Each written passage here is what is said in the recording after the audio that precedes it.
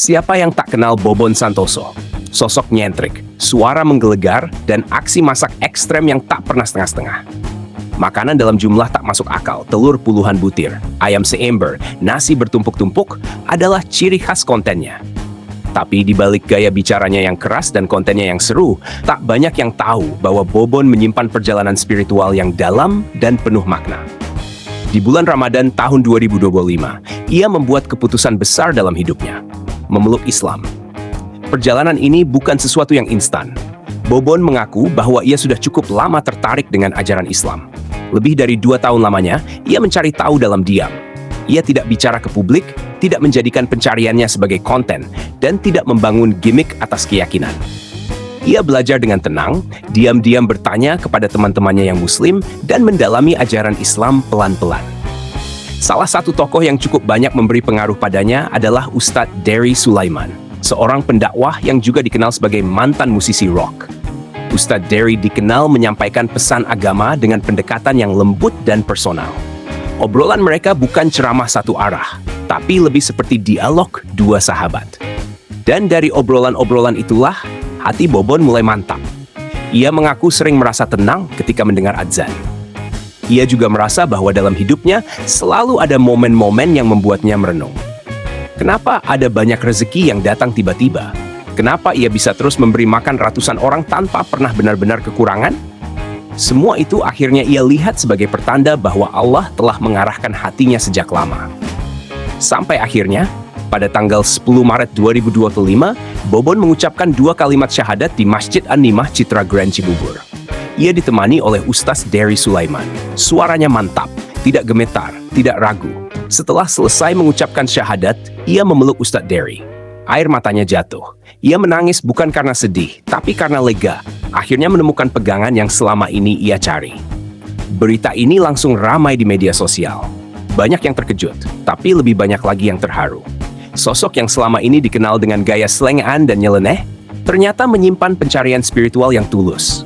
Netizen pun membanjiri kolom komentarnya dengan doa dan ucapan selamat. Banyak yang menuliskan kalimat, "Selamat datang di Islam, Bang Bobon. Semoga istiqomah." Tapi tentu saja setelah kabar itu viral, muncul satu pertanyaan besar. Bagaimana dengan istri dan anaknya? Bobon memang sudah lama menikah dengan Cheryl Ruan, seorang wanita yang sering tampil di konten YouTube-nya. Cheryl dikenal sangat suportif terhadap suaminya. Tapi ternyata sebelum mengucap syahadat, Bobon tidak memberitahu Cheryl lebih dulu. Bukan karena takut, tapi karena ia ingin memastikan bahwa keputusannya menjadi mualaf adalah keputusan yang benar-benar datang dari dirinya sendiri. Ia tidak ingin ada kesan bahwa ia berpindah agama karena tekanan pasangan. Ia ingin saat ia mengucapkan syahadat, itu datang dari hatinya, tanpa pengaruh siapapun. Dan saat semuanya sudah terjadi, barulah ia menyampaikan pada istrinya. Reaksi Cheryl? Tenang. Ia menerima keputusan itu dengan lapang dada. Tidak ada konflik besar, tidak ada pertengkaran. Bobon sendiri bilang bahwa ia sangat bersyukur memiliki istri yang bisa memahami dan menghargai keyakinan baru suaminya. Hingga saat ini, belum ada informasi resmi bahwa Cheryl ikut memeluk Islam. Tapi Bobon tidak memaksa. Ia percaya bahwa hidayah adalah urusan Allah. Dan jika suatu hari Cheryl mendapatkan hidayah, itu akan terjadi secara alami. Ia hanya ingin menjadi contoh yang baik, bukan penekan atau pemaksa. Lalu bagaimana dengan anak mereka? Bobon memiliki seorang anak laki-laki bernama Matteo, yang beberapa kali muncul dalam videonya. Dalam beberapa kesempatan, Bobon menyebut bahwa ia mulai mengenalkan Islam kepada anaknya secara perlahan, tidak langsung mengubah semuanya. Ia mulai dari hal kecil, mengajarkan arti kata bismillah, memperkenalkan adzan, dan membiasakan anaknya bersyukur atas makanan.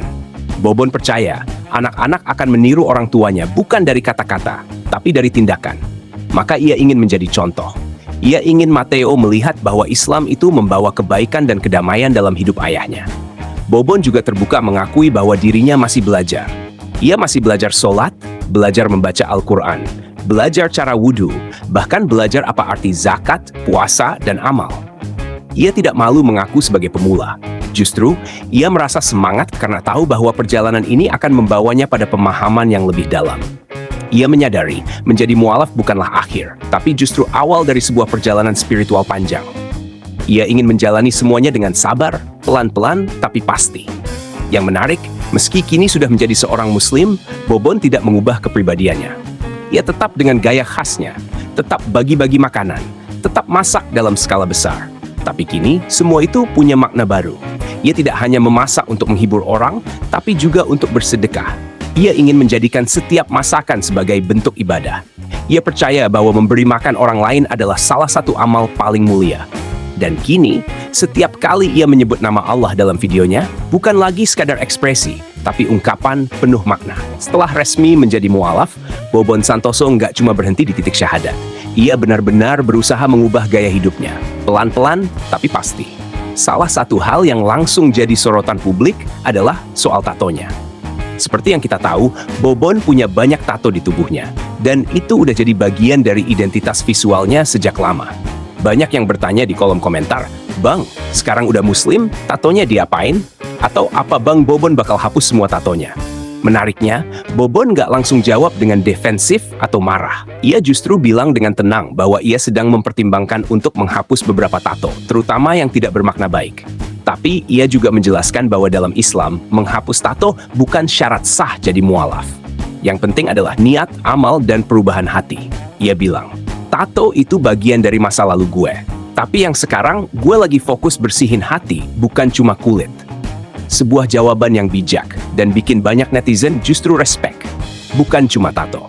Salah satu hal paling krusial yang juga ikut berubah adalah soal makanan dan gaya hidup.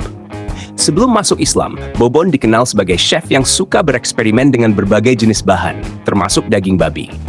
Tapi setelah mualaf, ia mengambil keputusan tegas, berhenti makan makanan haram, termasuk babi. Dalam salah satu wawancara, ia bilang, "Sekarang gue lebih hati-hati. Gue baca label, gue pilih bahan, gue pastikan yang gue masak halal. Karena buat gue, ini bukan soal aturan doang, tapi soal penghormatan ke keyakinan yang gue pilih." Keputusan itu tentu berdampak juga ke kontennya. Kini, semua konten makanan yang ia buat sudah berlabel halal. Ia tetap masak dalam porsi jumbo, tetap ekstrim, tetap seru. Tapi sekarang semua bahan diperhatikan betul. Bahkan banyak netizen Muslim yang makin nyaman nonton kontennya, karena tahu sekarang semua masakan Bobon bisa ikut disantap secara virtual tanpa ragu. Akhirnya bisa nonton sambil ngiler tanpa was-was, "Bang," tulis salah satu komentar. Perubahan lainnya yang sangat signifikan adalah soal alkohol. Di masa lalu, Bobon pernah terbuka soal kehidupan bebas yang pernah dijalaninya, termasuk kebiasaan mabuk saat nongkrong atau setelah syuting. Tapi sejak masuk Islam, hal itu berhenti total. Ia benar-benar berhenti minum alkohol dan mulai menjauh dari lingkungan atau kebiasaan yang bisa menyeretnya kembali ke masa lalu. Dalam salah satu postingan, ia menulis, "Dulu gua pikir minum itu bagian dari gaya hidup. Sekarang gua sadar, hidup tenang itu bukan dari botol, tapi dari iman." Komentar itu viral dan banyak netizen yang mengaku tersentuh. Respons dari netizen pun makin positif.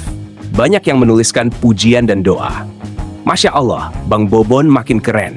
Gaya tetap bebas, tapi hatinya udah terarah," tulis satu akun. Ada juga yang bilang, "Gua dulu nonton Bang Bobon buat hiburan, sekarang buat inspirasi." Bahkan netizen non-muslim pun ikut mengapresiasi. Keren banget proses hijrahnya, nggak maksa orang lain, tapi nunjukin lewat tindakan. Tidak sedikit juga netizen yang terharu melihat konsistensinya. Karena Bobon nggak cuma mualaf di depan kamera, tapi benar-benar berusaha menjalani hidup baru di balik layar. Ia mulai belajar ngaji, ikut kajian, memperbaiki salat, dan aktif di komunitas muslim. Ia juga terlihat sering membagikan momen spiritualnya di Instagram, seperti saat salat tarawih di masjid atau sahur bersama teman-temannya. Proses ini tentu tidak sempurna, dan Bobon tidak malu mengakui itu. Ia bilang, "Gua bukan langsung jadi orang alim. Gua juga masih belajar, masih nanya ini itu. Tapi gua nggak mau berhenti di tengah jalan." Kalimat itu menunjukkan bahwa hijrah bukan soal pencitraan, tapi perjalanan panjang yang harus dijalani terus-menerus. Kini, publik melihat Bobon bukan hanya sebagai entertainer, tapi juga sebagai pribadi yang sedang tumbuh. Dari seorang chef kontroversial, jadi seorang mualaf yang menginspirasi. Ia tetap jadi dirinya sendiri, penuh energi, nyeleneh, dan otentik. Tapi sekarang dengan arah yang lebih bermakna. Dan mungkin itulah yang membuat banyak orang merasa relate. Karena setiap orang punya sisi gelap, tapi tidak semua punya keberanian untuk berubah terang. Perjalanan Bobon Santoso adalah cermin bahwa hidayah bisa datang kepada siapa saja. Tak peduli latar belakang, masa lalu, atau gaya hidup kita. Tuhan melihat hati, dan ketika hati sudah dipenuhi niat baik, jalan akan terbuka. Kisah Bobon bukan hanya inspirasi bagi mereka yang ingin mengenal Islam, tapi juga pengingat bagi kita semua bahwa iman bisa tumbuh dari tempat yang paling tidak kita duga. Kini, ia bukan hanya dikenal sebagai raja masak besar, tapi juga sebagai pribadi yang sedang mendekat kepada Tuhannya. Ia bukan hanya memberi makan secara fisik, tapi juga mengajak kita semua merenung dan belajar bahwa hidup bukan hanya tentang sensasi, tapi juga tentang tujuan. Semoga kisah ini jadi penguat iman bagi yang sudah dan jadi jembatan bagi yang sedang mencari. Bobon Santoso membuktikan, tidak ada kata terlambat untuk berubah. Tidak ada jalan yang terlalu jauh untuk kembali pulang.